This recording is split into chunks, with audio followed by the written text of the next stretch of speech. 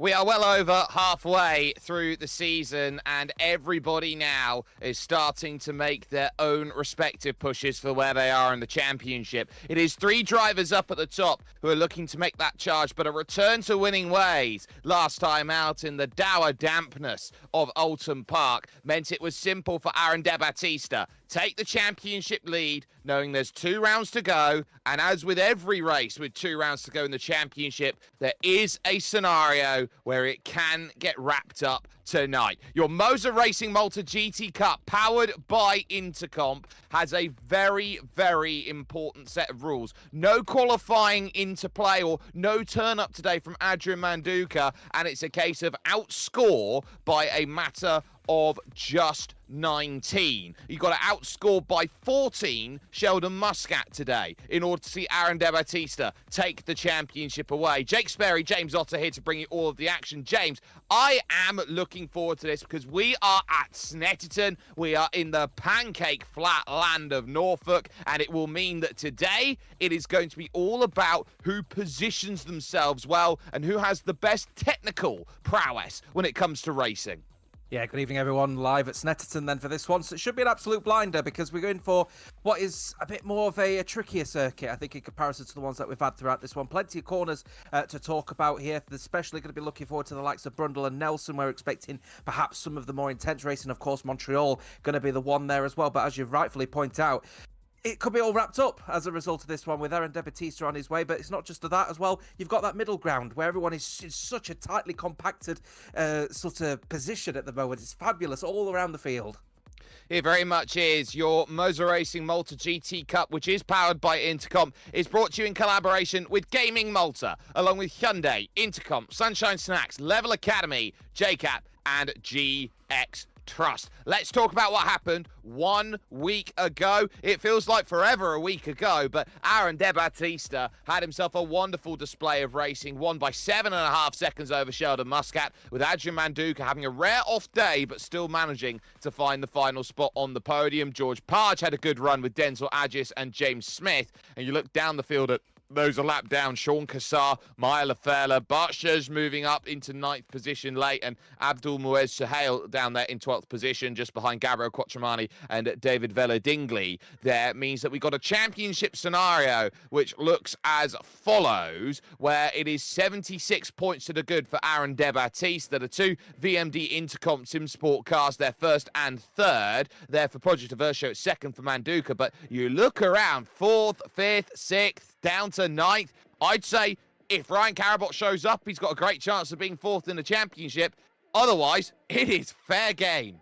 Oh, complete fair game across the field. This is what I mentioned about everyone being such a tightly compacted championship. Bart Zhizh didn't have the best of rounds last weekend out, but he was in there alongside the likes of Maya Lafela and all the rest of them. So I'm looking forward to seeing how they race in the midfield here. Are they going to consider a more compact race, work with each other, knowing that we're going to be going at Silverstone where racing is obviously a little bit more wider, a bit more circuit available, or are they going to go flat out at a circuit where, well, let's be candid, if you make one mistake, it will punish you?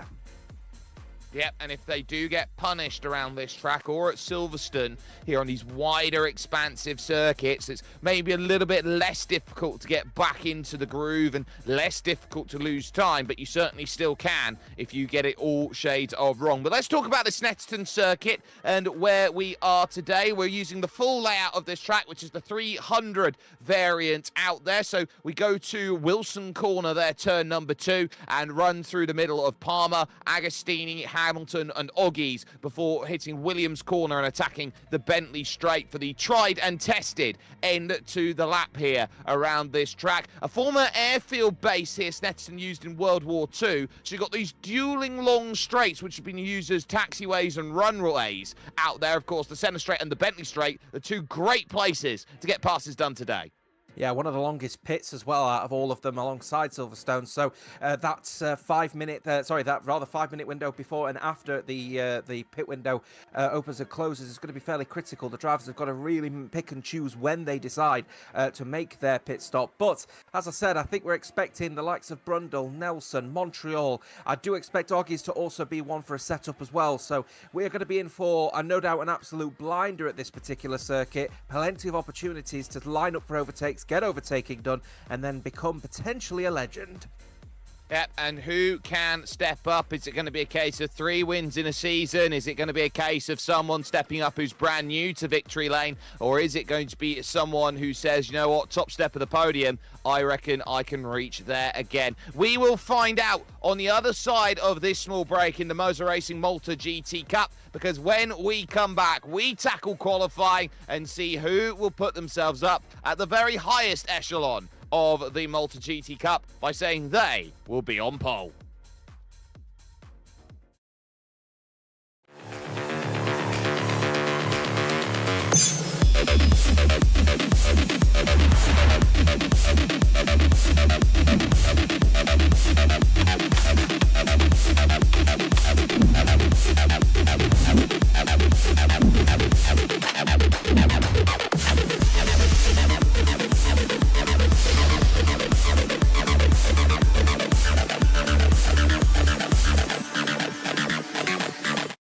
This is the iconic oven-baked cheesy crick snack you've always loved. And this, it's Cricks too.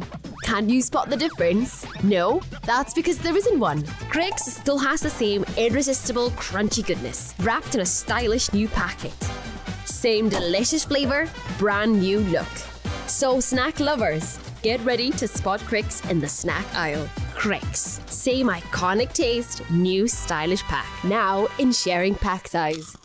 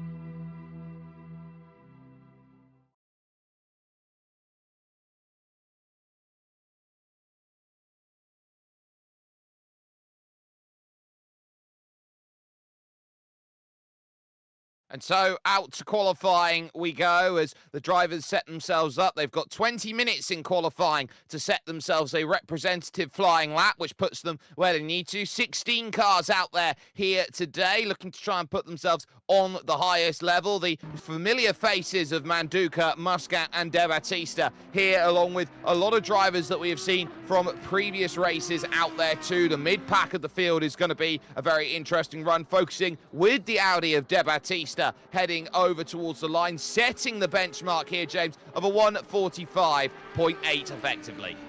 Yeah, still got plenty of qualifying time out there at the moment, so nothing too extreme with the 45.790, but we've definitely got to be keeping a very firm eye out, I think, on the likes of James Smith. I think he's going to be in for a good race tonight because the Aston Martin probably going to be weighted in the advantage at this circuit alongside the Audi. The Mustang and Manduka, though, 0.485 seconds down, so plenty of lap time still to find out there for the Mustang, but I'm keeping an eye out on the rookies as well. First of the rookies out there, Schmieg, 3 seconds down in the McLaren. Yep, so you look around and say, well, 3 seconds to try and chase down. Jens Schmieg's got a lot of work to do out there. He's down about 2 seconds on George Parge, who is currently in P6 in the Ferrari. But we focus through the middle sector then with De Battista, through Oggie's corner and then out through Williams. It's 90-degree right. You're just waiting and waiting to put the power down the exit. Don't understeer too far wide because you'll find your way onto the Bentley straight, and then you will look to charge down this long run, which comes along to possibly the toughest 2 corners on this circuit. Brundle corner first, and then the Admiral's corner. Nelson with that big anti-cut curb on the inside. You've just got to make sure that you get your turn and brake at the same time correct through the bomb hole there on the right-hand side. Not because it was put together by a World War II bomb that landed at that section, but rather when they made the corner, they wanted to make it more interesting. They used dynamite to go and create a crater in that section of track, which allowed then that space to be made out of the final corner, and with almost half a second's worth of margin with the opening lap. How's that for improvement? Another 3/10. Another 3/10 and an explosive lap indeed from De Battista coming out of the dynamite of a corner. It's a great lap from the Audi, and we are expecting more improvements. Manduka coming across the line. Oh, just a bit under 2.5 tenths down on De Battista, so he would have actually beaten De Battista if it weren't for the improvement. So he's definitely in the ballpark, is the Mustang, despite it probably not being the main circuits of high expectation from the Ford. I'm also keeping an eye out as well on my personal favourite, by the way, Jake, as well. Just a little shout out, if you will, to Gabriele Quattromani. Absolute blinder of a car, beautiful livery and a beautiful car and a beautiful driver. He's doing a really good job in this season as well. Looking forward to see what he does for the rest of this one in his 95 Rusty's Ducky Ferrari. Yeah, and certainly trying to make this one as bright and as flashy as possible. Out there is Gabriele Quattromani running through turn 3 at Palmer, heading over now towards Agostini corner, turn number 4 out on circuit. It's a place where you can make a pass on the brakes down on through this new infield section, which was put together in the early 2010s to allow more styles of racing. We don't take the Colin Chapman corner much anymore. That's the 200 layout, and it also created a small little infield 100 layout, which of course they run by now. That'll be on the left-hand side, this small patch out there that called Furman's corner that they go on by. But out of Williams, back onto the straight again, 3.3 seconds off the pace, about 1.8 off the leading Ferrari out there, which will be a good indicator of where the pace of the Ferraris are, because I think it's a car that suits certain styles of drivers but doesn't suit others. Yeah, the quickest of the Pro-Am drivers so far, albeit with only 2 of them out there at the moment, with Quattromani and Kozchek, indicated by the grey behind their numbers on the left-hand side of your screen. A little bit onto the curb, though, throughout Bombhole, then into Coram corner, and then, of course, Murray's is a bit of a sharp corner. It can catch you off guard at this particular corner. Well taken, though, by the looks of things from Gabriele Quattromani. He's now heading down the main centre straight, where he'll look to improve on his lap time. We will see as he comes across the line right now. 3.5 is where he was, and he remains at 3.5. Does improve, but by only thousandths of a second.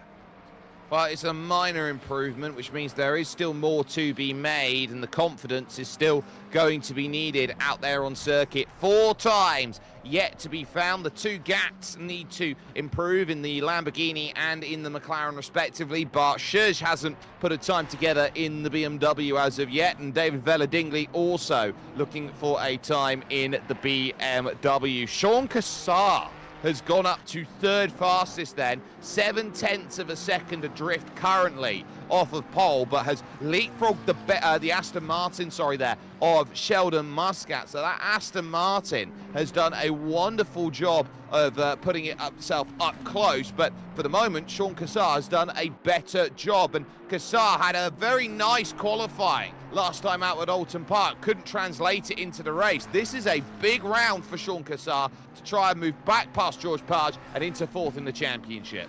Yeah, and of course tied with James Smith as well for 5th and 6th in the championship as well, both on 39 points. Denzel Agius just behind on 36, and he's having a decent one in the other McLaren as well, actually, in a second down from pole. But Cassar faster than him by about 3/10 of a second as he's just going into the grass to return to the pit lane, and that will be fresh set of tyres ready and wearing for him to go with about 10 minutes here as we're actually going on board with the Project Versio Den's McLaren of Denzel Agius. He's just coming down now the main straight. He'll be looking to try and improve on his lap. He's about a second down, as we said, from pole. Here he comes. Will he improve? He will. He goes under a second, but he stays in 5th.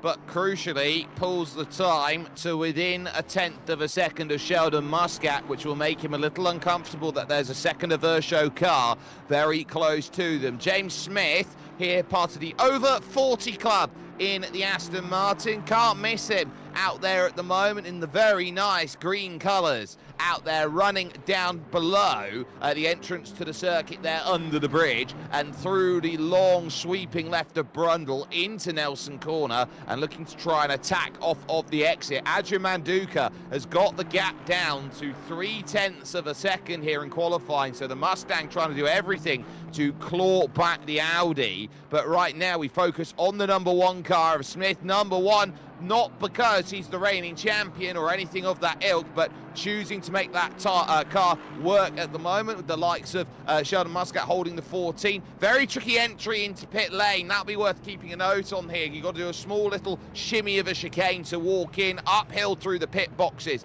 as you go, as slightly uphill as you go, but at least for the moment, Abdul Muez Sahel has jumped him up now into 7th as Sheldon Muscat takes a big carving wide line going through, and look how unsettled it is.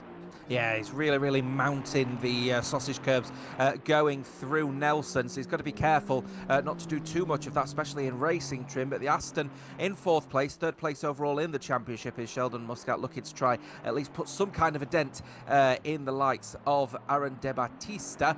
But I'm keeping a very firm eye on this Aston Martin as he's looking to try and improve. He is coming down the start-finishing line.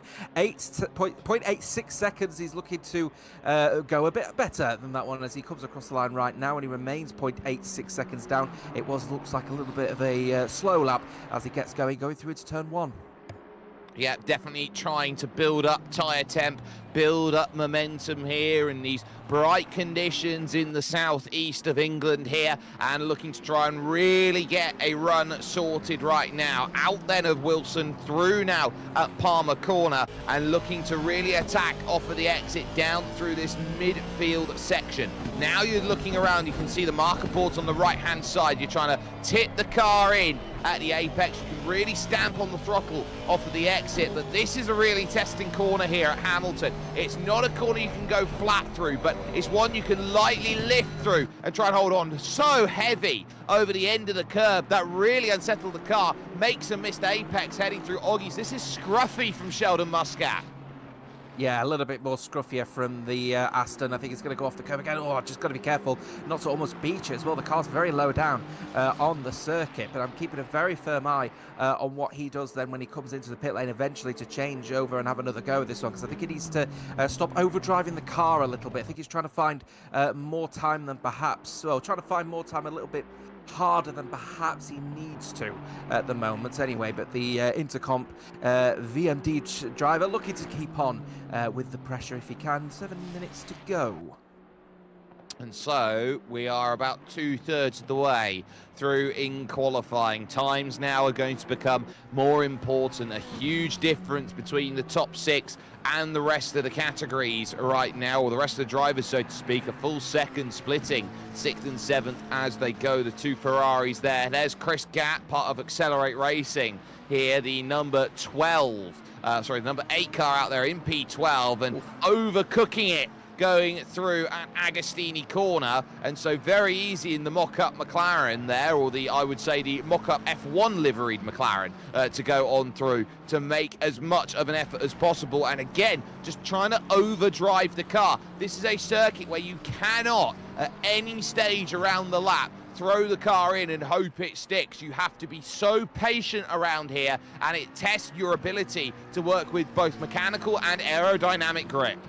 I'll tell you one thing that's I'm impressed with so far in this qualifying section, actually, is the performance of Abdulmoez Sahel at the moment. The driver in 7th place, the number 16 Ferrari. Of course, amateur driver recognised by the red box around his number. He's flying at the moment in the Ferrari, looking fairly sharp, actually, as he tries to continue in what has actually been some semi-decent form. It's just been a bit unfortunate at times throughout this season. So, be interesting to see how his race turns out if he keeps up with this pace and gets potentially within the top 5.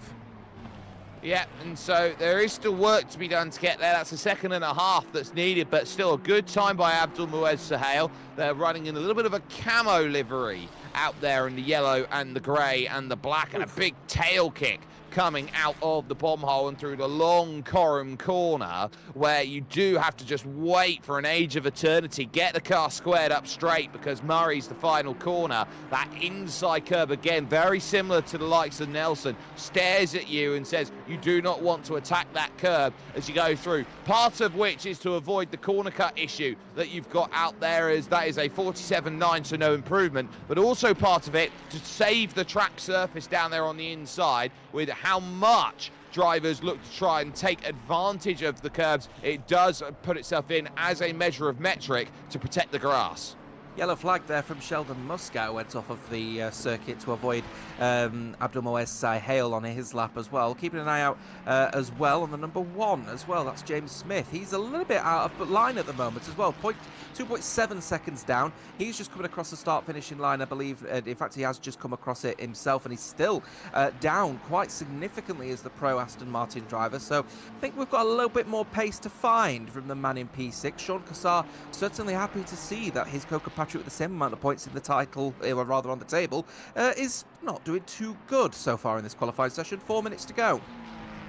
So I would say that if you're not having a good day like Bart Schuss is, who has been in the pits and I think has stayed in the pits for the entirety of this qualifying session, I would suggest maybe that he's got some form of cannot go out there and qualify and might just have to go from the back in the number 99 car. But right now, I look around at George Page thinking 0.4 seconds to get to Denzel Agius. That is something that I would be targeting with everything I've got, trying to make that Ferrari work. Remember, it's a case of having a car that works for the entirety of the season. The Ferrari, you may argue, might be a little bit better here than at other circuits, but it's clear that the McLarens have a very good run at Snetterton. Page to the line, 53.6, outlap. This will be the build for the big quali lap. Yeah, critical one here for George Page. 4th place overall in the title hunt as well. Obviously trying to keep that gap between Sean Cassar, James Smith and Denzel Agius. But unfortunately for him, Sean Cassar and Denzel Agius both in front of him at the moment, as he's just now heading his way down and across to the Oggies corner and then down the sort of minor straight, if you will, into Hamilton. He's going to have to try and keep up this pressure here as the Project Diversio Ferrari. He is the lead Ferrari out of all of them at the moment, but he can find at least 4 or 5 tenths, and he definitely will be putting the pressure on those around him in the title hunt. Now, believe it or not, these drivers are only about 5 seconds off the lap record here, which was set in a Formula 3 car back in 2011. Felipe Nasr has that record on a 1:39.933. So they are hauling here today, and looking at big amounts of pace that they are trying to find, as there is still a yellow flag out there at Williams. That will be for the number 46 machine of Konchek, who is off the road on the side, so isn't going to be in a position to really make something happen. But Adrian Manduka here in the Ford Mustang, looking to really find as much as possible. Those tyre barriers are there on the inside of a couple of these corners that you want to try and stay away from, because they will completely wreck the front of the car if you do tap against them. But through now the long right of Williams, this needs to set up. Less than 2 minutes to go now. Yeah, going to be fairly critical here now for Adrian Manduka if he wants to try and get pole and put pressure on Adrian Manduka, who's actually had Aaron Debatista, he's had an absolute blinder of a qualifying so far, has the Audi. But I tell you what, Adrian Manduka has done everything he possibly can to put trust in that Ford Mustang. He's the only person to have fielded a Ford in this particular championship, and he has driven his socks off in it, and he'll be hoping to continue and put that pressure on Aaron Debatista towards the end of this qualifying session. Here he comes then across into Murray's, where of course he'll go down the start finishing line, and he'll be hoping that perhaps a little bit of a tow, tiny little bit of a tow potentially from Gat in the Lamborghini will carry him all the way to the line. We'll be able to get anywhere near Aaron Debatista. We'll see as the start finishing line is right there. No, he won't. He stays down. He's down 3/10.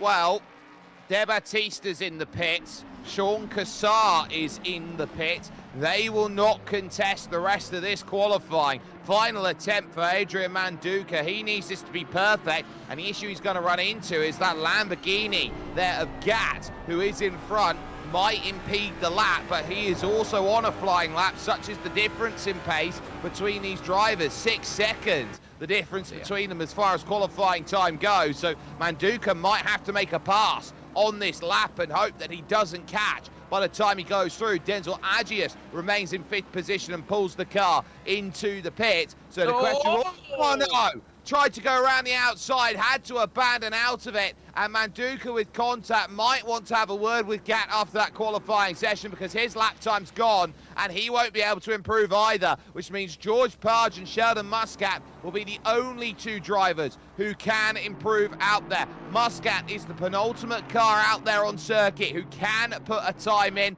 Last car will be the number 1 of James Smith, the number 7 running over towards the line, heavy over the curb. Then goes that driver, Sheldon Muscat. Parge remains in 6th position, seeing the checkered flag, but for Sheldon Muscat, he's really struggled here at Snetterton to get the car to do what he wants it to do. It's been a little out of sorts through qualifying. He's been working with a car that in Americana it would be called loose out there among many sections of the circuit. But now through Coram Corner, can he pull one final sector together to get this lap time sorted? Konchek 13th. It will remain, but for Muscat, attacking out the final corner, having to work a little bit to get the car squared up on the exit, goes into the pits and cannot improve on that time. It just leaves James Smith here to drive over towards the line. 4/10 to improve, and ultimately improves by 3/10. Not enough to get by Abdul Muez Sahel. Qualifying in the books. Well, that is as good as you can get there for Aaron Debatista.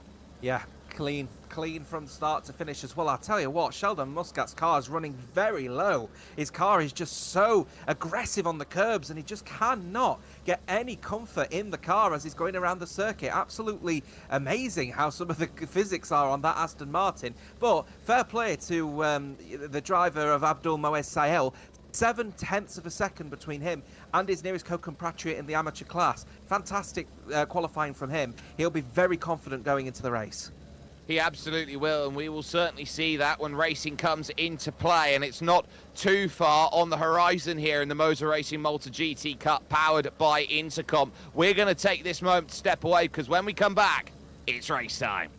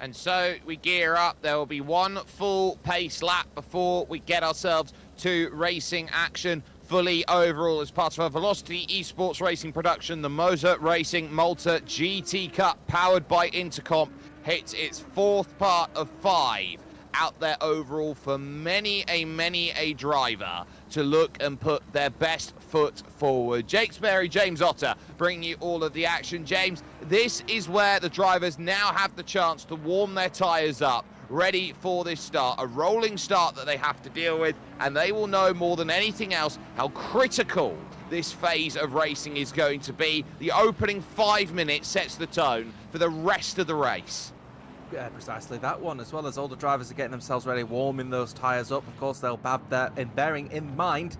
At the back of their minds will be, of course, the 5-minute barrier either side. They've got to make sure that they have their pit stop completely finished before the pit stop is done. They're going to be in and they're going to be out of the pits and completed by the end of the pit stop window. That opens in 5 minutes time as soon as the flag goes, as soon as the flags wave green. And you can see there, if you're new to this one, you can see who's made their pit stop and who hasn't by just looking at the orange box next to their name. Got a little one there, it'll turn green if they have completed their mandatory pit stop.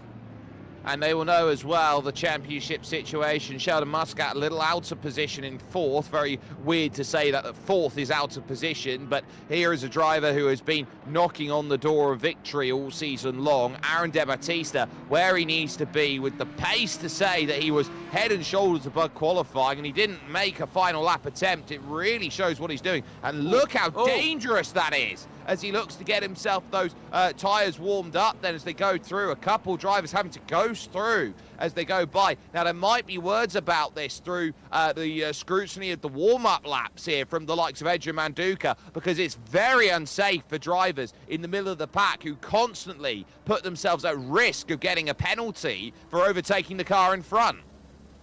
Oh, the concertina effect is that he's producing as a result of braking and accelerating like that one is going to cause some concern, but we are now approaching the start-finishing line and we'll see when those flags go green. They'll be racing all the way for the next 45 minutes. Yeah, and when they do, they know that this is a track which is more likely to see overtaking than others out there, because you've got fantastic sections to work with. You've got the run up through the Riches corner, the opening corner on track. You can definitely have a go there. This section right now through into Nelson's corner, you've got a great chance of making a move. But for Aaron De Battista, he'll just want the chance to break away. They now start forming at 2 wide out there on circuit, and the drivers will look to close down that gap. Front 3 have built a really big margin here to begin with. It's going to take a little while for the remaining 9 cars to get themselves onto the back of this train, but De Battista with control crucially gives himself the inside line for turn number 1, and that is going to be big at Rich's corner. It's an uphill drag along this section, so watch out for Kassar and Muscat in 3rd and 4th positions. They could certainly have a go when the green flag drops. They now are limited to pit lane speed and cannot go quicker than that as they gear themselves up for the start. Anything quicker than that and it'll be a drive-through penalty for those who have offended over the course of the run. So here comes opportunity then. Round 4 of the MOZA Racing Malta GT Cup will now look to start, and it will be Aaron De Battista with the control of the field. They're already trying to fan out as the green flag drops. Immediate switch over from Sheldon Muscat to try and attack. No worries at all off the start from De Battista. He goes through Riches, no problems. Yeah, absolutely no problems at all, but he got on the side. We've got someone in the back who's also gone for a spin as well. He definitely bottomed out, though, going over the curb. That's going to allow Adrian Manduca into the fight as well. He's going to be hogging that rear end of the Audi. The McLaren also looking fairly sharp of Kassar as well, as he's trying to defend from Sheldon Muscat. Remember, not a great qualifying from the Aston Martin. He's going to continue the pressure, but he's going to have to hold on for P4. It was Denzel Agius wrong way round, heading through the opening corner of the race. Didn't quite get a chance to see exactly how it came about. There was also Chris Gatton trouble, and wide goes Kassar, and that will allow straight on by Sheldon Muscat. He moves up into third position, but it's De Battista who leads. It's Manduka in second position, and now this is going to be about how quickly that Audi can break away. It'll be very good in the middle sector of the lap, but that Mustang and the guttural roar of that engine is going to have a huge opportunity to pull that gap down on the straight, and immediately we're seeing a serpentine develop here, trying to shake any form of toe on this opening lap. Yeah, it could be fairly critical as it comes through the two tightest corners on this calendar. Then he's going to be tight. One here on the curbs he's happy to do is Manduka. Other people struggling at the moment, so slightly higher perhaps ride height for Adrian Manduka in this particular one as well. Worth making note, by the way, also involved in incidents on the first lap. George Page, he's now down to 16th, just overtaken for 15th place. That's going to make Sean Cassar and James Smith and Denzel Angius very happy to hear indeed their close co-compatriots on the table in the standings. Yep, so they're going to have to try and recover back in this race, and it's going to be a long race for them of 45 minutes that they must deal with. De Battista with control, Manduka second, Muscat third, Cassar in fourth. Abdul Muez Sahel is fifth after the opening lap, taking advantage of Page and Agius's troubles, and has now found himself in a great place with James Smith in sixth, Quattromani up to seventh, Vela Dingley eighth, then it's Gat in ninth, and Bart Schurz on the opening lap from the back of the field is now P10. 6 positions gained in one lap. Not a bad effort indeed at a tight circuit like this one from Bart Schurz.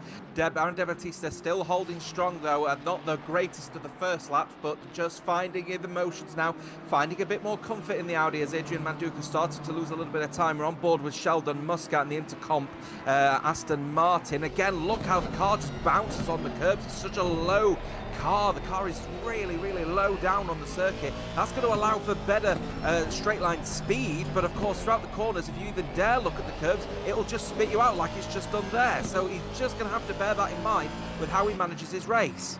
And he's got to try and stay in range here, because these front four are looking to break away. The moment that one driver breaks the slipstream at about 1.5 seconds, imagine a rubber band, and at 1.5 seconds it snaps, and you're not going to get any benefit from the cars in front. So staying within range of the car in front is a vital tool to making sure that this race works. But talk about stacking the deck. It's 3 against Manduka at the moment. All first, third and fourth, all teammates. Abdul Muez Sahel really having to play defense at the moment. Ferrari, Aston Martin, Ferrari here. Smith in sixth. It's a very nice Aston Martin sandwich with Ferrari bread. And suddenly, look at this run that comes along the centre straight and heads over to Rich's corner. Left or right, chooses left.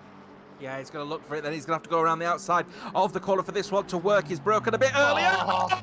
It's a big one, and there goes up to Quattromani, just having to avoid the collision as well. I think what ended up happening there, he's gone for a spin as well as Quattromani. It's such an unfortunate scenario for him. He didn't mean to get involved in that one. That's just a little bit of lack of confidence between communication between the drivers. Oh, he's getting squeezed off by the BMW as well. Abdul Muez Sahel, who was looking so well, but this is where the rookie element, the amateur part of the red box around his name is starting to become prominent. Really unfortunate. Yeah, that's both now of the BMWs through, Vela Dingley and Bart Schurz, I believe, then going through. That Schurz having to defend up to 7th now in this race. And really into turn one, as wide goes Vela Dingley, that will give Bart Schurz the place, and it might actually give one back here to Abdul Muez Sahel, who lunges down the inside, has no turning through the middle of the corner though, and loses that straight back. Going by through there to David Vela Dingley. I think what's so telling about that incident at turn number one is just how much Sahel braked going into Rich's corner. He really wasn't set up to take the line he wanted to. Oh, Abdul Muez Sahel, he's obviously really started to feel the pressure now. His actually diffuser is damaged as well, so he's suffering from oversteer. He's getting on the curbs and his car's flying over the curbs, so he's really struggling now, is that Ferrari. But Bart Schurz, what a start from him. Fabulous stuff now up to 6th place and 10 positions gained in just the 2 laps. Really good stuff. Pit window open now, by the way, folks. 34 minutes of that to be open. We'd expect about halfway where we'd expect people to make it their pit stops, but you never know. People might make a little bit of a tactical switch, go a little bit earlier, try and commit to the undercut. Manduka remains close. Oh, off wide there. Sheldon Muscat gives a bit of gap now to Adrian Manduka. License to attack. And again, It's a case of being too aggressive through the corners and having a car that is so low to the ground to try and get all of the downforce available to it that it just is not working every time it sees a curb, let alone touches one. Yeah, that's the problem. The moment that he gets anywhere near off the grey stuff, the car just cannot handle it and it bottoms out. And that's what ends up happening. And unfortunately for people like maybe Adrian Manduka, if he goes off of the ground, because his car's slightly higher, it can handle those little bumps onto the ground so he doesn't lose as much time as Sheldon Muscat. And that is so critical for a man looking to try and stay in this championship hunt. Remember, he's P3 in the standings, 5 points behind, guess who? Adrian Manduka right in front of him.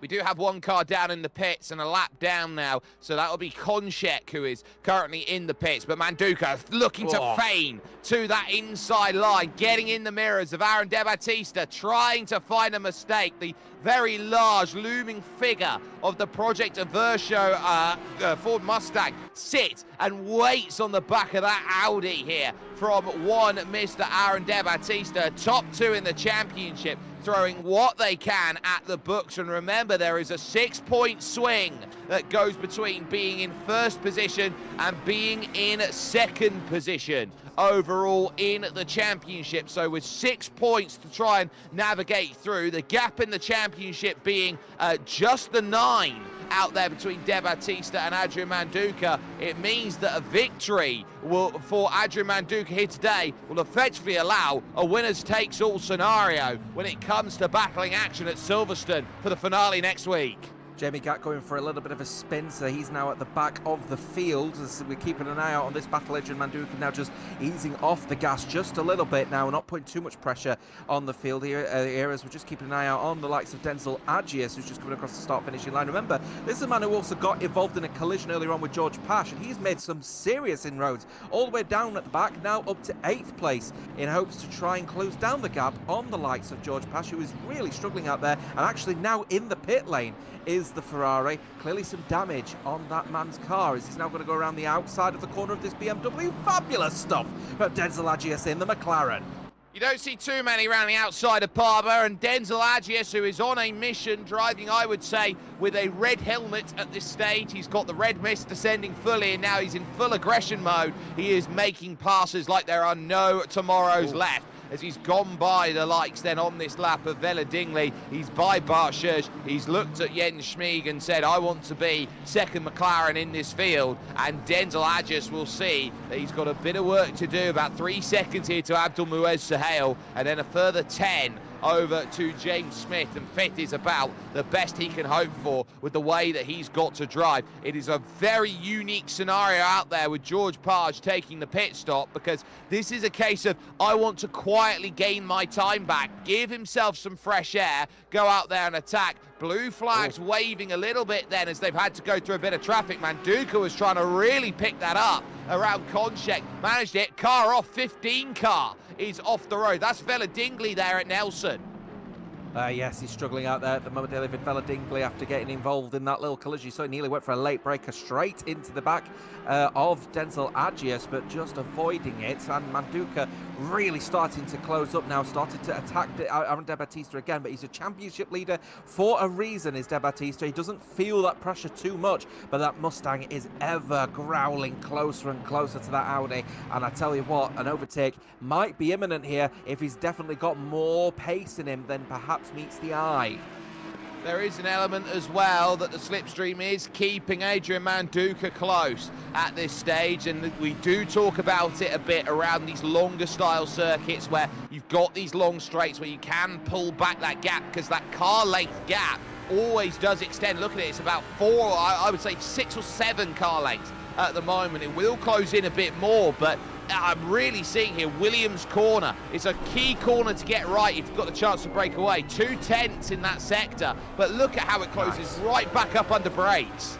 Yeah, fabulous. He's gone for the late break, Manduka. He's got so much confidence in the Ford Mustang around him at the moment that he's able to just go for the late breakers and have absolutely no worries whatsoever of how the car's going to act. A little bit of understeer, perhaps from the dirty air, maybe of the Audi as they come through the final corner of Murray's, and then, of course, down the centre straight towards Richards to start the next lap. 30 minutes to go now in this pit stop window. We've had one person commit to their pit stop. David Vella-Dingley is now also in as well. He's got damage to his car now, 2 laps down as these two continue on with their battle for the lead of this race. Remember, they got that wide pit window to work with. Here's Denzel Agius on the back of Abdul Muez Sahel through Coram Corner here. And you're always looking to try and see if you can pivot to the inside at the final corner. It approaches so quickly, and you don't have much time as you run through Coram to position the car where you want. It's inside or out. Pulling over to the left-hand side of the circuit, right side on screen, goes Denzel Agius, immediately gets that launch through. And I don't think there was much fight by Abdul Muez Sahel. He understands and recognises that Denzel Agius is driving possessed at the moment, and he is comfortably through and now has 10 seconds to chase down the number 1 car, which is just 1 corner ahead. I tell you what, he is absolutely robotic out there at the moment. So digital, just able to turn the car and put it exactly where he wants it at the moment is Denzel Agius. That 10-second gap could close up pretty rapidly, actually, against James Smith. He's not having a good race at all at the moment is the Aston Martin.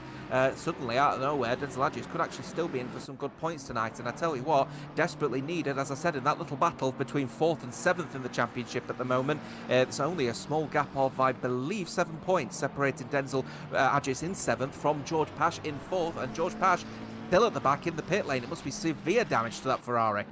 Yeah, I think this is a tough day for George Pash. There's nothing I see in the rule book which says he can't score points by retiring. So if that is the case, I think he's going to be stuck with 3 championship points and 3 championship points only out there today. So that's a huge drop for George Pash as he sees around Sean Cassar in 4th position. Sean Cassar eyeing up a podium in the McLaren, trying to work away around that very twitchy Aston Martin of Sheldon Muscat in front. This is a scenario which I'd look in. If I was Sean Cassar right now, I'm proving I'm close to Sheldon Muscat in pace. Just go and pit would be my suggestion. It depends on what sort of window you can get, but Sean Cassar, if he pits in first, I think it sends a domino effect through the rest of the field, lap on lap on lap. If Intercomp had a radio chatter with every single person, every single driver on the circuit at the moment, I think they'd be telling Sheldon to get out of the way, because at the moment Cassar is looking really, really strong out there at the moment. But as it stands so far, he's still tucked in underneath the rear wing of the Aston Martin. Yeah, he's definitely close, but Cassar here having a little bit more of a gap open up through the middle sector, through Oggie's corner, and waiting for the power to be stamped down. Both drivers grabbing the grass there on the rear, but now as they go through at Williams corner, they hit the Bentley straight and now look to really start to crank up the pace. They've dropped now nearly 3 seconds off the back here of Adrian Manduka. In fact, they have dropped 3 seconds off the back. It shows you how tough the pace is. You can stay with it for a moment, but the moment you're out of that I would say tunnel of the slipstream that you've got in front, look how quickly that time evaporates. Manduka is all over the back of De Battista, who's got the purple number 1 next to his name with the fastest lap right up behind. But look at how much time's lost by trying to scare basically into the final corner of Murray's. Now, De Battista just can get on the power so much faster than Manduka at the moment, and I think it's just a testament to how well controlled the rear end is of that Audi at the moment, and that's just allowing Manduka to catch up as close as he possibly can. But then straight out of this slow to medium speed corners, the Audi just speeds away, and any time that he would have gained is just completely lost. So a bit of an equilibrium stalemate happening between the front two. I think it's inevitable though that this McLaren is surely going to get past Muscat imminently. Stalemate between the front two, stalemate between 3rd and 4th currently on the road. An ever-closing gap for 5th and 6th out there, and a close scrap now for 7th and 8th places as well, as Abdul Muez Sahel is being reeled in by Bart Schuz trying to move back into 7th. There is Sean Cassar getting close through the infield at this stage, and knowing that they are not a million miles away here from half distance in this race. 45 minutes worth of running, of course, which will mean that at 22 and a half, we're halfway. But for this moment, this is a waiting game. And I think it's also worth noting, long lap, fuel save is important when you get to the pits. Absolutely horrible Oggies and Williams there from Muscat. He's just missed both apexes, whilst Kassar was able to just get the car turned in. No issue whatsoever on the front end. So that Aston really struggling in the slow and medium speed corners at the moment. And even look at that, he made a slight mistake, did Kassar, but the car was able to just handle, no issue at all, the curbs, and he hasn't lost really that much time versus Muscat. A real testament to how poor the setup is at the moment is on the Aston Martin. Yeah, oh, and on the exit there, very nearly picking up that run. Kassar now is going to get the launch along the straight, and this could be enough of a chance to get that move. So is there a look down at Rich's corner? It's rags to riches at the moment, but not quite enough for Sean Kassar. Still having to wait, and wide for the second time at turn one goes Sheldon Muscat. He is very much being put in the ringer by his own teammate. Oh, he's just not comfortable out there at all. And would you believe I'm saying he's not comfortable whilst he's holding on for a podium as it stands at the moment? But the gap between him and the front two, despite being third in the standings, is Muscat, is around about 3.5 seconds. But surely a drop to fourth is imminent. Here he comes there down the inside. No, just getting in the wing mirrors of the Aston Martin. While this is happening, by the way, just in that little battle in Manduka, starting to flash his headlights a little bit on De Battista, perhaps trying to put him off a little bit. But with the ice-cool veins of De Battista, I'm not expecting that to put him off. No, I'm not expecting too much to put him off either. He's a very tough character to try and put away, but Aaron De Battista has really stepped up on this lap. Adrian Manduka losing a 10.5 in the first sector, and now at risk of falling behind by a full second here as he's 9.5 tenths of a second away. They've got that massive tyre bundle on the inside as well, which will stop drivers attacking too hard in towards Brundle Corner. If I'm Adrian Manduka now, this is my signal. If I fall outside a second, I've got to pit. 46 car, again, Konchek in trouble out of Oggies. Yeah, the thing is that this is a strategy that both of them have tried and tested at round 1 and round 2. They've ended up swapping positions as a result of the undercut and end up benefiting from it as well. So it might be an opportunity for Manduka to commit to the undercut imminently. We'll see, though, as we're following Sean Kassar, who's now just overtaking Muscat, because Muscat has said he's had enough. He needs to get off of these tyres and makes his one and only mandatory pit stop. And, well, no surprises, he comes in early to make that happen, goes up through the pit boxes there, and there's where we would be virtually out there, and just the white box there on the top there of the stands they go through. I'll tell you what, it's an absolute greenhouse when you're up in there, I'll tell you that for experience. But for the moment, Muscat will take fuel, will take tyres, and then will be off and away again, looking to make this pit stop work. Where he comes out, though, I look around, if he's got a bit of a gap here between car 46 going through of Konchek, that's going to be good news. So he'll come out of the pits. That's a perfect pit stop because he's got a bit of clean air to work with. Yes, that's might have found a little bit of a strain here. Hopefully he's not going to get overtaken by this BMW of Borg. It's the driver now is massively behind. So actually, yeah, a little bit of clean air available now here for Muscat to potentially find a bit of pace. But unfortunately for him, the car is just not comfortable. It's not a nice car, not a car that's behaving very well out on circuit at the moment. So with a bit of clean air, might be able to put some laps in, but is it going to be good enough? Well, the question will be, how many laps does he have to do? How flawless can he be with those laps? And will the ability of saying, I've got fresh rubber underneath me, how much of that is going to benefit against 10-lap-old tyres? Remember, he's got to get those tyres into an operating window first and foremost. That's the important thing, because it does take 3 to 4 laps here in a Assetto Corsa Competizione before you're in the optimum window of tyre grip. Aaron De Battista then jumps into the pits, and he will depart from the race lead. Manduka now will go longer. Kassar will also follow him. So Intercomp have a strategy. Yeah, no surprises there, actually, that De Battista's pitted in early. It probably was a call of from Manduka of do what he doesn't do. And as a result of that one, Audi is in and the Ford stays out. Will the overcut work, though? I'm not so sure. Well, that's where the question starts to lie. It will be a case of Manduka may lose time after making his stop, but what he'll gain is advantage when he's out there on circuit after making that stop. He will gain better tyre temperature, better traction. He will gain the ability to attack harder and faster than his rivals around, and as such he'll gain that time from drivers who have already used up some tyre. Cassar still in the pits. De Battista has left the pits, but for Sean Cassar, he will rejoin. There's De Battista, who rejoins in 7th position overall. That then is a car of Jens Schmid going off the road, collecting a bit of styrofoam there as he goes on by, and in front of him Abdul Muez Sahel, who is there at the point, and there you see in the background 2 VMD Intercomp cars that have gone by. And so for Aaron De Battista, I would say that this is a job well done. Yeah, Muscat, though, is still behind. Well, Muscat actually losing out to Sean Cassar in the pit lane, but they're still battling at the moment here by the looks of things. But I'm keeping a firm eye on Denzel Agius at the moment, because the gap was around about 10 seconds to James Smith in the last 3 laps alone. He went from about 6 seconds to 3.7, so he's flying at the moment on these old set of tyres. We'll see what his pit stop is going to be like, because I still think he's a little bit of a dark horse here for a top 5 finish.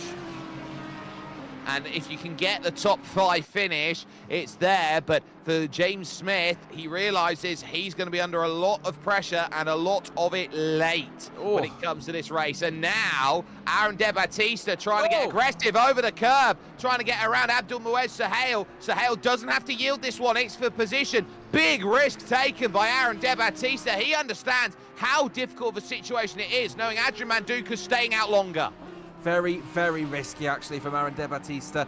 Surprised he actually went for that one, but he just wants to make sure he doesn't give Manduka even an inch to go a mile here as he goes off of the circuit, trying to maximise as much space as he possibly can. Aaron De Battista, as he now chases down the here as Jens Schmid is just entering into the pit lane, as does Abdul Muez Sahel. But I'm keeping now a very firm eye on Adrian Manduka and what he's going to do, because no doubt he'll have the stream, or someone will be telling him in his ear, that De Battista is now in clean air after getting through all of the traffic.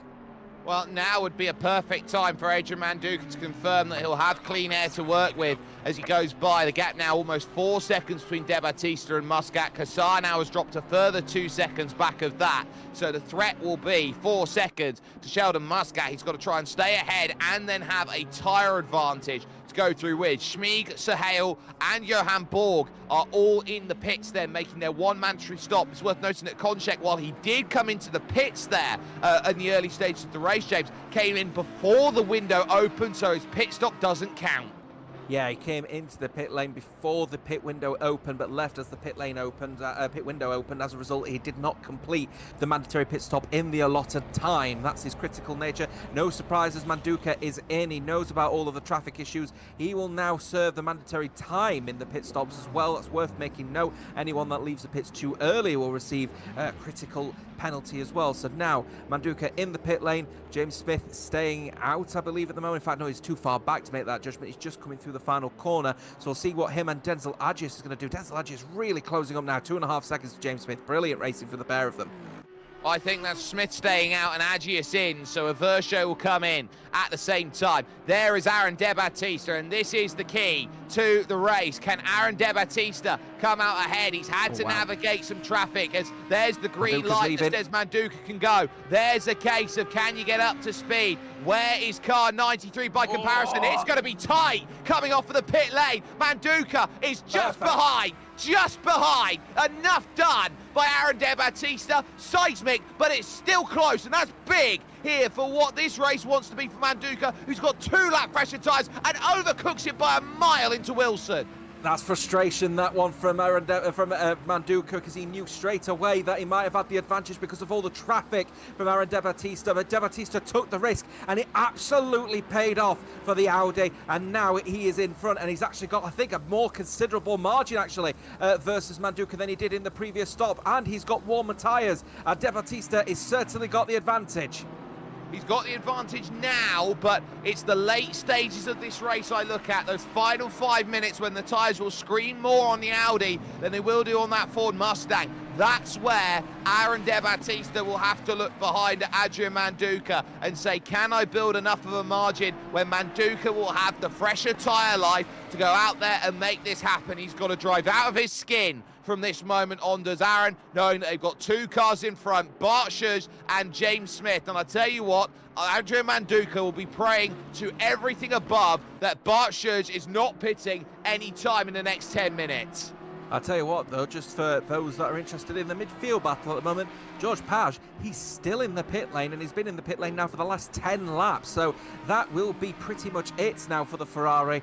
His race is done and dusted. He's going to be scoring the minimum amount of points of 3 for this particular race, with only being 16 runners. Meanwhile, towards the front, James Smith still leading, but yet to make his pit stop, as does Bart Schuj, 13 seconds back from James Smith, but Aaron De Battista just closing down to the back of Bart Schuj could invite Manduca back into the battle.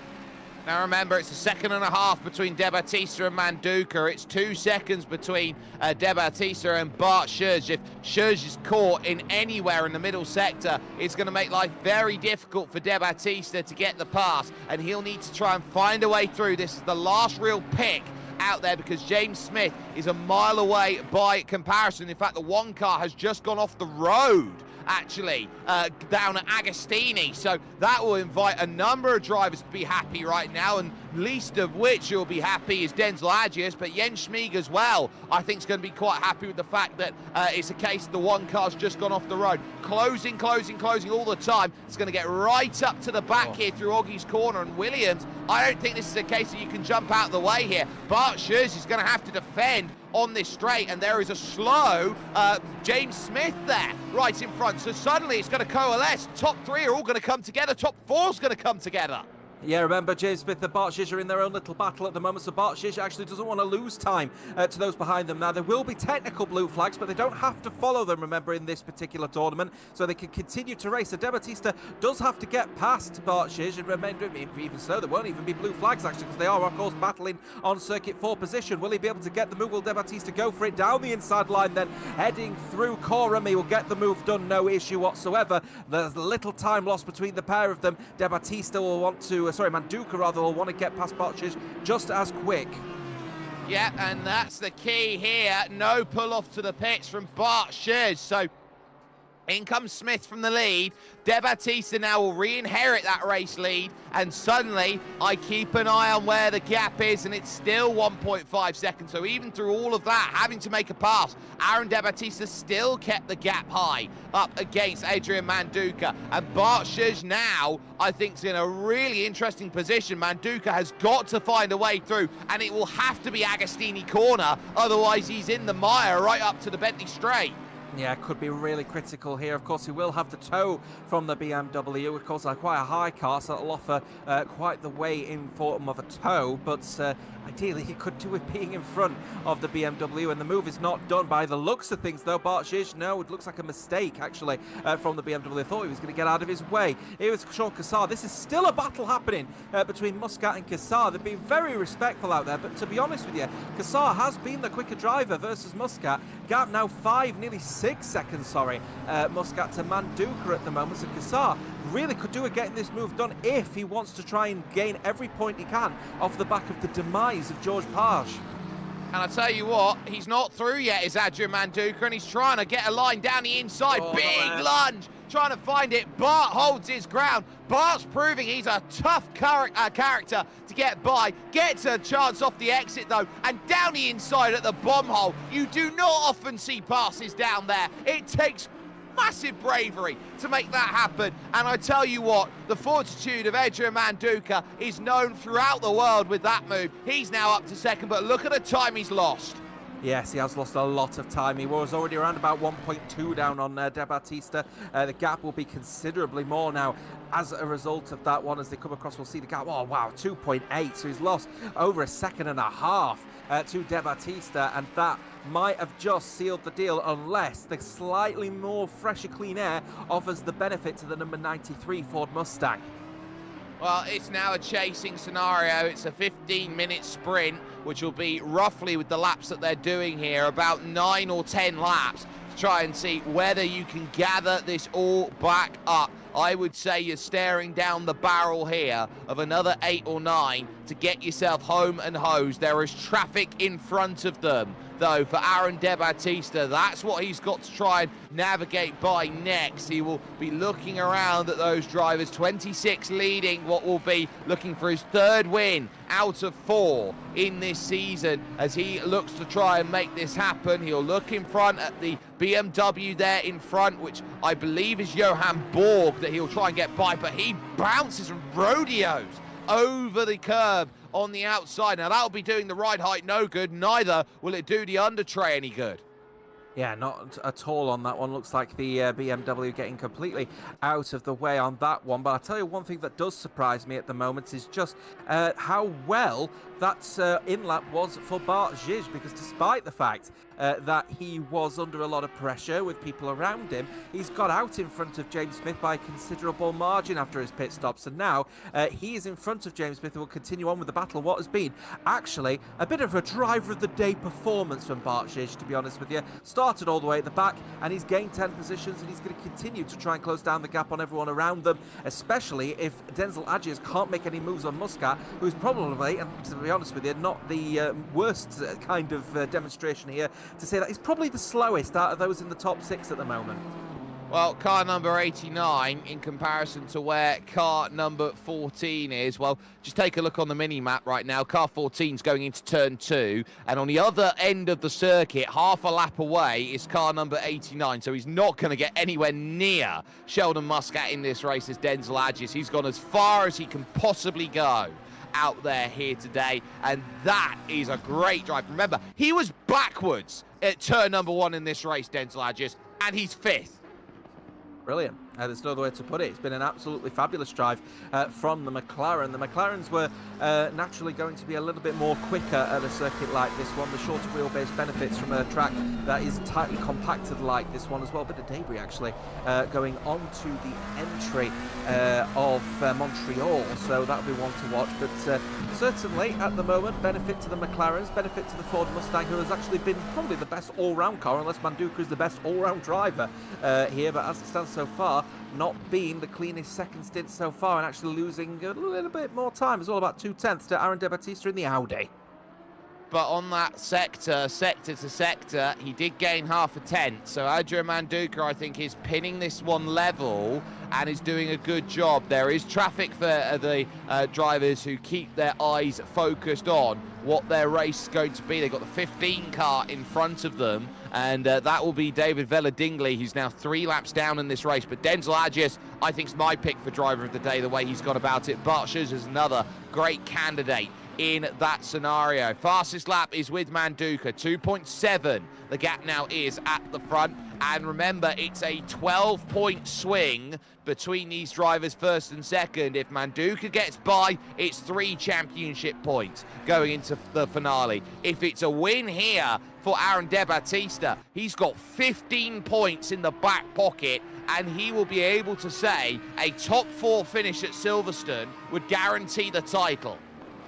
Simple as that, really. And Aaron De Battista's performances so far this season have just shown that he's got the level and consistency that he needs in order to win this title. Might not be won tonight, but Silverstone of all circuits to win it at, definitely going to be the nicest, shiniest trophy when it's done at Silverstone. But keeping an eye out again on the likes of Sheldon Muscat and Cassar. Guess what? There's been a switch, because Cassar now in front of Muscat, now up to 3rd place, and the gap already 4 seconds for Cassar as well. So it's all going to be about Denzel Adjias and how quickly he can get up to the back of Muscat and potentially make a move. The McLarens looking sharp in this second stint with 11 minutes to go.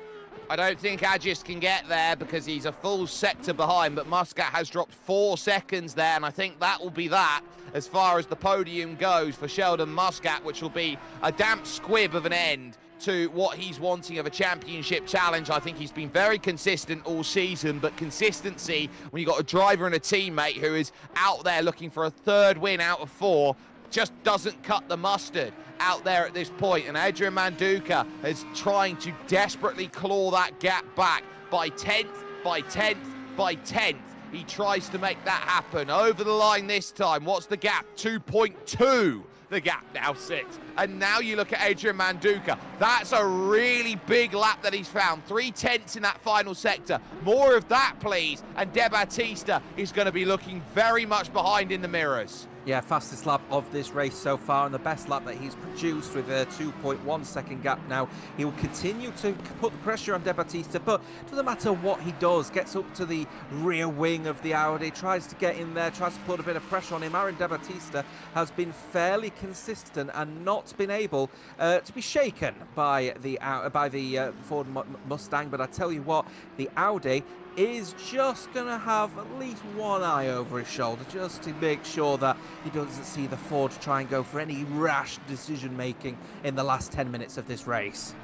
2 seconds now, the gap continuing to claw on down. James Smith back there in 7th position, knows that Bart Schuj is the chase, and there's Jens Schmieg just behind it in 8th position. So still a very close race out there for those drivers right now in the middle. James Smith needing these consistent points. It's never flashy, the finish that James Smith has. He's one of those drivers who seems to almost quietly be on the standings, 5th or 6th or 7th, but those are the ways that he gets the points, and that consistency is what's keeping him right up there in the push. And the thing is with George Pash struggling as well, that's obviously going to allow him to gain points off of the back of the driver. Now 16 laps down as his car still in the pit lane. Critical thing for James Smith, though, unfortunately, is his co-compatriot in the standings on 39 points, Sean Cassar, is in 3rd place and racing very well indeed. So he will lose points to Sean Cassar, but he's going to gain massively on the likes of George Pass. But once again, he's also going to lose positions on Denzel Agius, who's on 36 points in the title. And unfortunately for him, who's just behind Denzel Agius, but in front of James Smith, Bart Schuj, who is also in the standings, also in there as well. So it's James Smith, quick driver, but at the moment just in the wrong position. And I'm keeping my eyes on that leading gap because another 3/10 taken off on that last lap. 1.8 seconds when they cross then. Sector 1 timing line comes up in a moment, and that's now 1.7 seconds for Adrian Manduka. Between now and the end of this race, 0.3 of a second a lap is going to be enough here, James, to have a chance of making an attack on the final lap of the race. I tell you what, through Agostini, it was a really, really pointy front end on that Ford Mustang. He's absolutely driving the bones out of that Ford Mustang at the moment. Is Adrian Manduka. Gap now 1.7 and falling. And I think at the moment, Aaron De Battista will be wondering, where the hell has this pace suddenly come from Adrian Manduka? Well, I'll tell you what, it comes from a very heavy right foot, who knows how to control his car very well, does the Project Versio Ford Mustang. I'll tell you what, this is a case here for what do you do out there on this track. You look around at Aaron De Battista and how hard he's having to work through each and every single section. He'll be absolutely jumping to try and get onto the A11 at the end of this race to run away, be it over to Norwich Airport or over towards the M11 to London. He is very much in a case of run as fast as he can away. 1.7 it was at the last timing line, down to just 6 minutes or 6:50 out there. 1.6, still not enough, but remember, you get slipstream when you get within a second and a half, so Manduka is pulling it back on pure pace, but soon he'll get the benefit of seeing that Audi in front punch a hole in the air for him. Yeah, now here they are, the most daredevil group of daffy drivers to ever whirl their wheels in the wacky races. Adrian Manduka is really beginning a push now in this Ford Mustang. He is looking like a demon approaching the prey right in front of him of Aaron De Battista. He wants to get in there. He wants to show that he is going to be a title contender. Give him the best opportunity to potentially take the title right out of the hands of Adrian Manduka, who Aaron De Battista rather, who almost certainly about 3 or 4 laps ago might have thought, I've got one hand on trophy here, lads. Well, I look around the corner as well, because you've got the dueling battle of Abdul Muez Sahel versus Gabriel Quattramani for the last spots inside the top 10. So they will have every license to go out there and battle these two, and you can see them down the straight here. The Rusty's Ferrari with a little bit of dentage there on the front against the other Ferrari there, that camo Ferrari by comparison. You're now sitting down and saying, well, those two aren't going to necessarily give it up easy. De Battista's going to have to try and force a way through, and now the gap's 1.4.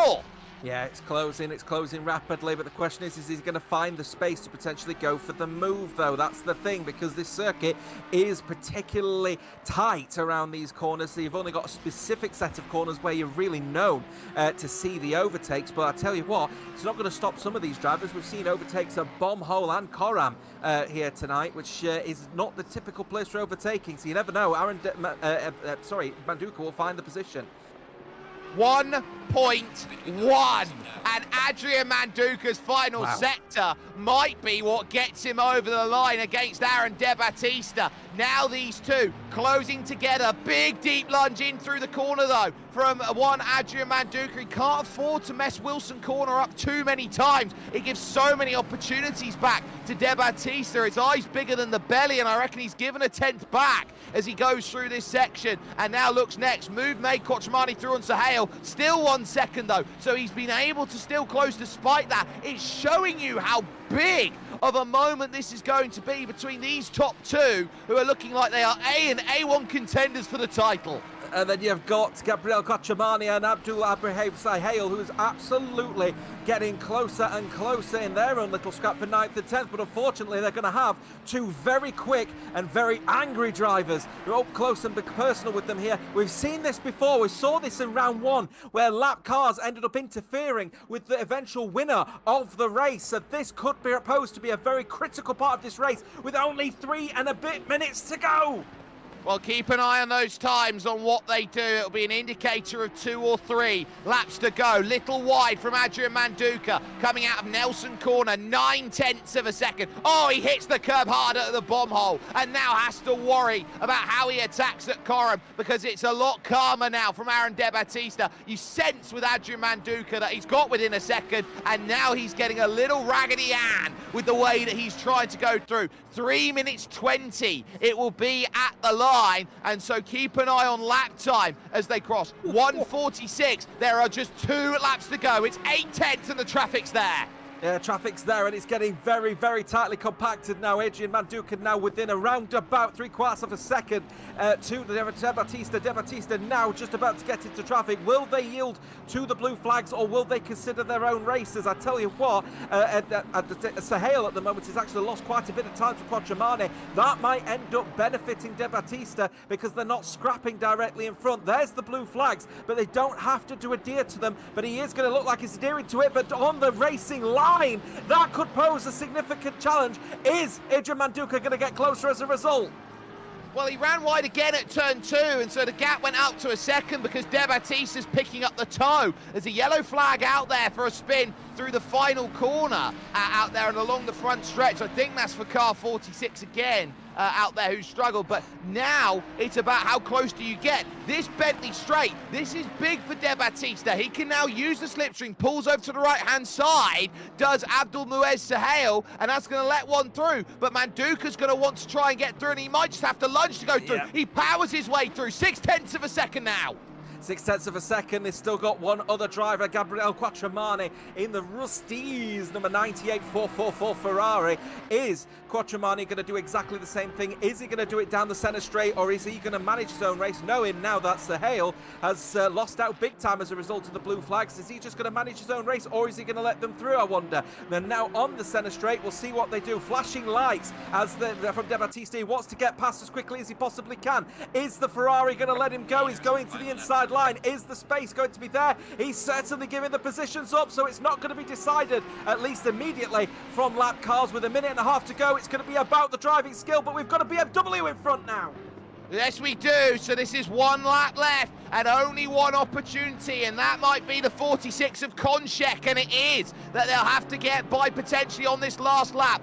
Adrian Manduka has been working the entire second half of this race to chase down this gap, and Konchek goes off the road in front, so that might just give a freebie for everyone to go through. Big wide line taken by De Battista around. Minimal avoidance then from Adrian Manduka, taking the path of least resistance. 6/10 of a second again. It now finds itself, but it's the run out of Oggies and the run Hunter Williams that is going to be the characteristic of what makes this race, because Adrian Manduka's been a workhorse right now trying to close this down. De Battista has been nervous every time, and still they have 3 car lengths between them, and I don't think that gap's close enough for Manduka, so he might have to have a desperate lunge at Murray's corner to make this happen. Along the Bentley straight for the final time here, and De Battista is still safe by the gap that he's got. Now through Brundle, into Nelson, and it's attack off the exit here, and Manduka has done very well to keep it down to a car length here. Now to the bomb hole, as now it's timer expiring. Now through Coram, 2 corners left. There's 1 big send left. Can Adrian Manduka find the last lunge? Late, throws it into the corner. Not there. Adrian Manduka is short. Aaron De Battista holds, and he's got himself a big gap in the championship now. 15 to the good. Oh, 15 to the good, Jake, and that is now a big smile on the face for Aaron De Battista going into Silverstone. The advantage falling in favour of the Audi, but what a fabulous attempt from Adrian Manduka to put that pressure on De Battista. Fantastic stuff between the pair of them. That's the reason why these two are at the top end of the championship. They have been fabulous from start to finish. Sean Cassar finishing in 3rd place overall. That's a great effort from the man, 5th place in the standings going into this one. Muscat somehow still holding on to P4 despite the very violent Aston Martin beneath him. And then Denzel Adjias in the end does finish in 5th place after spinning out on lap 1. Great effort from him. And well done to Bart Shish as well, starting at the back and finishing in 6th place. The 8th place man going into this race also having a valiant effort. Great stuff. Absolutely wonderful driving throughout the field here today, where some drivers didn't get the race they wanted to, but at the front, Manduka, if you gave him maybe 1 more lap, he would have been right there, and he would have been right with Aaron De Battista trying to find that chance. We got all of the confetti going up there and the smoke screens that go on right there behind the scrutineering building there in the back. So there is certainly a lot of celebration to be had, but the last few drivers now are making their way towards the line through Coram Corner, waiting for the likes of the 2 Gats there. Vela Dingley, who is still out there on circuit, will be the last car heading over towards the line, and that will give the confirmation that the field is then secured and finalised here, of course, pending any penalties or protests that look to come through post-race, and all penalties in this series are done post-race. But Aaron De Battista, his 3rd win of the season, and that is possibly the toughest one he's had to win. Yeah, he felt that one. He definitely felt that one. Usually a nice cold driver, but in that one, Manduka really put the pressure on De Battista, and all he had to think about in the end was just manage the race pace, manage his own race. Don't worry about Manduka. He's not going to go for the overtake if there's so little time left. He then tried to go for that move right into the final corner. There was nothing there. He tried his best to put the man under pressure, but in the end, it's all going to be about Aaron De Battista going into Silverstone. Fabulous race from start to finish, and that is why them two are at the front of the field. Fantastic. And let's just get the graphic of our calendar up here for a second, ladies and gentlemen, because look at where we've been and look at what sits next. It's the home of British motorsport, and some would say the home of Formula Racing as a whole, as we work the MOZA Racing Malta GT Cup powered by Intercomp. This is Silverstone, and ultimately it's the most known circuit of the 5, but also the one that most drivers take for granted. Yeah, critical one here because, of course, it's a lot more of a wider track with the ability for the Formula cars to race at this Grade 1 circuit. So the critical thing is here, will people start to get a little bit lackadaisical knowing they've got the space to go for a move, or are they going to play it safe and play it cool like they have done for the last 4 rounds in this championship? We're going to wrap it all up next week at what is the home of Grand Prix Racing. Well, the only place you can catch that is with us at Velocity Esports Racing. Do all of those amazing internet things of liking, sharing, subscribing, following, all of that lovely stuff that you can do to make sure you are not missing a moment of sim racing action with us here at Velocity Esports Racing. From James Otter and myself, Jake Sperry, what a showcase here of the MOZA Racing Malta GT Cup, powered by Intercomp, in collaboration with GamingMalta, Hyundai, Intercomp, Sunshine Snacks, Level Academy, JACAP, and GX Trust. It is about earning victories out here. Some wins are taken for granted because you dominate the field. You walk away from everybody and you say, that is how you go and win a race, a pure clinic. This was anything but a clinic of racing. This was a pressure tank. And so when you're in the pressure tank, the question is, how do you survive? It's a case of you crumble to dust or you get turned into diamond. And Aaron De Baptista's third win of the season might just be the jewel in the crown that he's been looking for. He knows that when he walks to Silverstone in just 1 week's time, a top 4 finish, which he has done all season long so far, is enough to take the title. Must win for Adrian Manduka, and your season finale is in just 7 days' time. We will see you once again when we head to Toaster in England.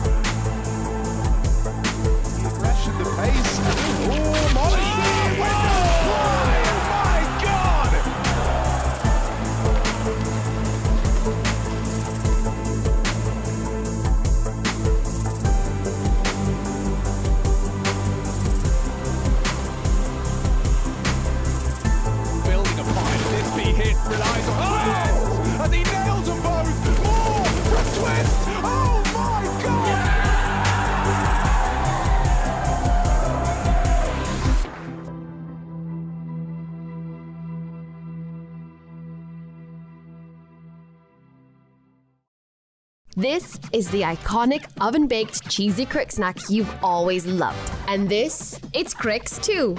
Can you spot the difference? No? That's because there isn't one. Cricks still has the same irresistible crunchy goodness, wrapped in a stylish new packet. Same delicious flavour, brand new look. So snack lovers, get ready to spot Cricks in the snack aisle. Cricks, same iconic taste, new stylish pack. Now in sharing pack size.